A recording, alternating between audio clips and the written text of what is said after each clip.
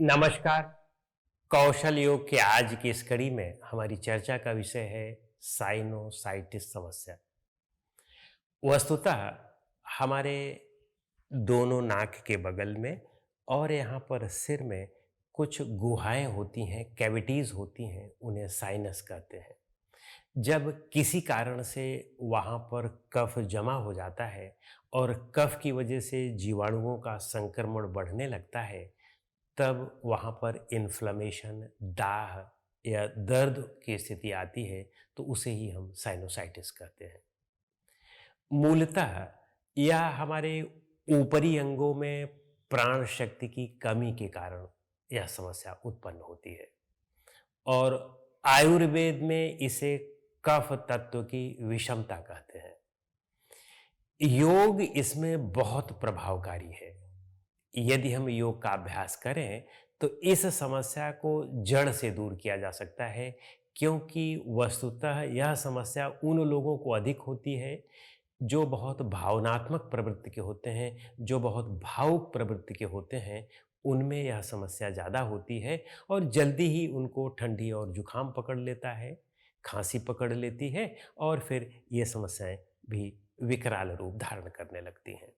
तो हम देखते हैं कि इसमें हमें कौन कौन से आसनों का अभ्यास करना चाहिए और प्राणायाम का अभ्यास करना चाहिए। तो सबसे पहले हमें इसमें खड़े होकर सूर्य नमस्कार का अभ्यास करना चाहिए और पूरी सजगता के साथ अब हम सूर्य नमस्कार का अभ्यास करेंगे। खूब सजग रहे। 1, श्वास अंदर लेते हुए ऊपर जाए पीछे। 2, श्वास बाहर निकालते हुए आगे झुकें, लेकिन जिन्हें स्लिप डिस्क और स्पॉन्डिलाइटिस की दिक्कत हो वे इसको स्किप कर दें, इसको ना करें। और फिर श्वास अंदर लेते हुए पीछे जाएं, श्वास बाहर निकालते हुए दूसरे पैर को भी पीछे ले जाएं और अब श्वास यहां नॉर्मल करें। फिर श्वास बाहर निकालते हुए नीचे आए, श्वास अंदर लेते हुए इस तरह से धड़ को ऊपर करें, श्वास बाहर निकालते हुए फिर ऊपर की ओर आए, पर्वत आसन। श्वास अंदर लेते हुए दाहिने पैर को आगे लाएं, श्वास बाहर निकालते हुए दूसरे पैर को भी आगे लाएं, श्वास अंदर लेते हुए ऊपर, बाहर निकालते हुए रिलैक्स। यहां सामान्य श्वास कर लें। तो यह तो हमारा आधा राउंड हुआ। दूसरे पैर से करके हम इसको एक पूरा राउंड कर लें। यह तो एक राउंड हुआ। फिर उसके बाद धीरे धीरे इसके हम 12 राउंड का अभ्यास करेंगे और फिर इसके बाद अब हम बैठ जाएंगे और पश्चिमोत्तानासन का अभ्यास करेंगे। दोनों पैरों को आगे की ओर फैला लें,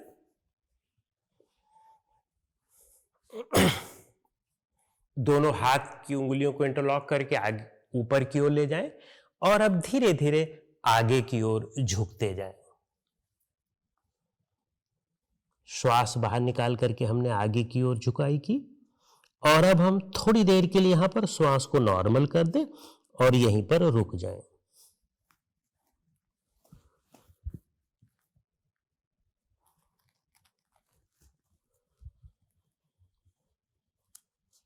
श्वास अंदर लेते हुए ऊपर आए और बाहर निकालते हुए हाथ को नीचे कर लें। लेकिन जिन्हें स्लिप डिस्क, स्पॉन्डिलाइटिस या सियाटिका की समस्या हो, वे फिर आगे झुकने का अभ्यास नहीं करेंगे। और अब इसके बाद हम उष्ट्रासन का अभ्यास करेंगे।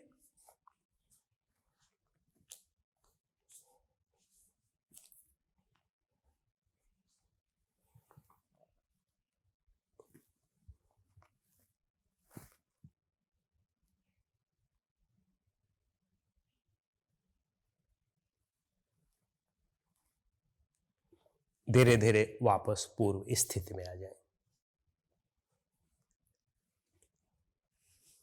यह तो हमारे कुछ आसन हुए। इसमें हम सर्वांग आसन, हल आसन, इनका भी अभ्यास कर सकते हैं। भुजंग आसन, धनुरासन का भी अभ्यास कर सकते हैं। लेकिन ये ध्यान रखें कि खांसी जुकाम की शिकायत जिस समय हो, फिर उस समय उल्टा लेटने वाले अभ्यास नहीं किए जाएंगे, इन्वर्जन पोजेस नहीं किए जाएंगे, जैसे सर्वांगासन है, शीर्षासन है, विपरीत करणी है, हलासन है, फिर उस समय उसका अभ्यास न किया जाए। और फिर इसके बाद अब हम प्राणायाम का अभ्यास करेंगे। प्राणायाम में भस्त्रिका और कपालभाति प्राणायाम बहुत महत्वपूर्ण है इसके लिए। यदि हम इनका अभ्यास करते हैं तो इस समस्या को हम जड़ से समाप्त कर सकते हैं। तो आइए हम देखते हैं कि कपालभाति का अभ्यास कैसे किया जाता है। किसी भी ध्यान के आसन में बैठ करके रीढ़ गला सिर को सीधा कर लें और दाहिने हाथ के अंगूठे को दाहिनी नासिका पर रखें। बाकी दोनों उंगलियों को इस तरह से अंदर की ओर खींच लें। अब बाईं नासिका से झटके से श्वास बाहर निकालें, लेकिन नॉर्मल श्वास अंदर लें। झटके से निकालें, नॉर्मल अंदर लें। इस विधि से करें, देखें।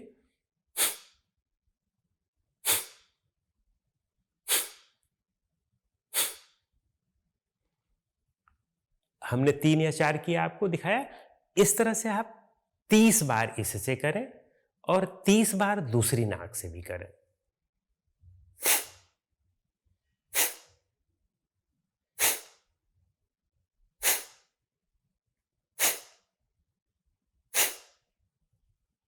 और इसी तरह से 30 बार दोनों नाक से एक साथ करें।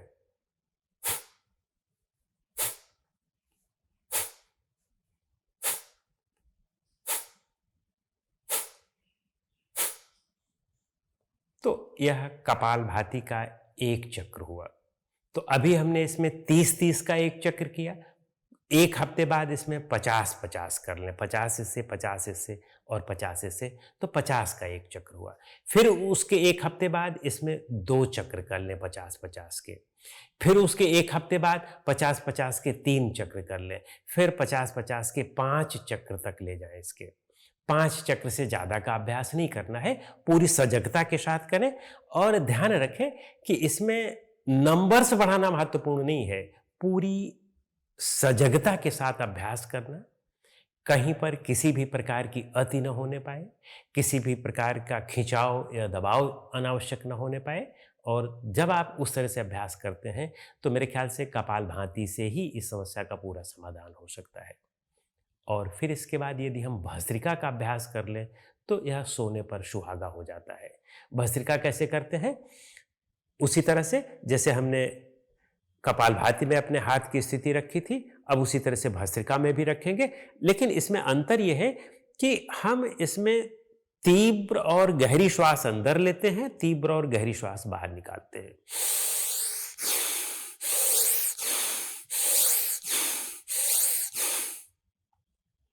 यही क्रिया इससे करते हैं।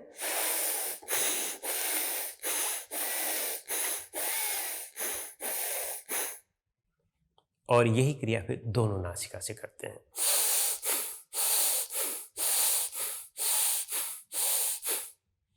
तीस 30 का कर ले हर एक नाक से और फिर 30 का दोनों नाक से, तो इसका यह एक चक्र हुआ।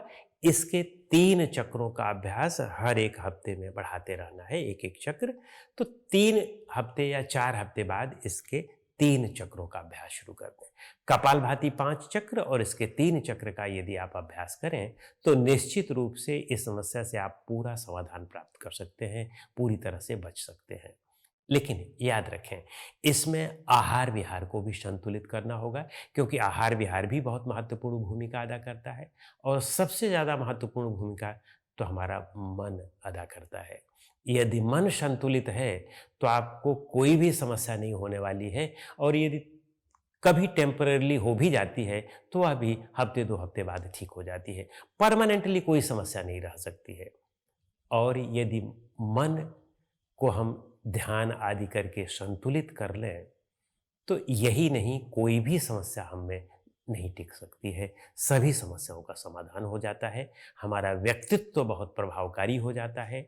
हम बहुत क्रिएटिव कार्य कर सकते हैं, बड़ा कार्य कर सकते हैं, महान कार्य कर सकते हैं। और मनुष्य का जन्म ही इसीलिए होता है। मनुष्य का जन्म इन रोगों के लिए, रोगों को दूर करने के लिए नहीं होता है। ये तो एक बाई प्रोडक्ट होते हैं, मन के असंतुलन के परिणाम होते हैं। मन संतुलित कर ले तो ये भी ठीक हो जाते हैं और साथ में हम महान कार्य भी कर लेते हैं। तो इसलिए ध्यान और योग निद्रा का अभ्यास नियमित रूप से करें। और कुछ करें या ना करें, अपने जीवन में ध्यान और योग निद्रा जोड़ लें। नमस्कार।